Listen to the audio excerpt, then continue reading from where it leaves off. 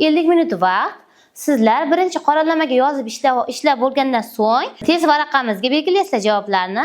Yosh matematiklar bellashuvi Uchko'prik tumanidagi 4-sonli maktabda tumandagi umumiy o'rta ta'lim maktablarining 3 va 4 sinflarda tahsil olayotgan o'quvchilar o'rtasida matematika fanidan olimpiada o'tkazildi. Dastlab barcha ishtirokchilar hamda ularning ota-onalari maktab ma'muriyati tomonidan o'zgacha shukuh bilan kutib olindi.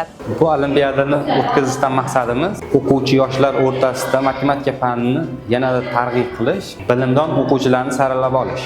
Belgilangan vaqtda maxsus xonalarda jamlangan 500 nafardan ziyod ishtirokchilar uchun zarur o'quv qurollari tarqatildi va hakamlar hay'ati a'zolari tomonidan musobaqaga start berildi. Asosan boshlang'ich sinf o'quvchilari o'rtasida o'tkazilayotgan olimpiada qatnashchilarining matematika fanidan bilimdonligi, turli misol va masalalar, tenglamalar hamda mantiqiy savollar bilan tuzilgan 25 tadan iborat testlar asosida sinovdan o'tkazildi. Men Abduxoliqova Mubinaxon 3-sinfda o'qiyman. Olimpiadaga qatnashdim. Testda men bilgan savollardan tushdi.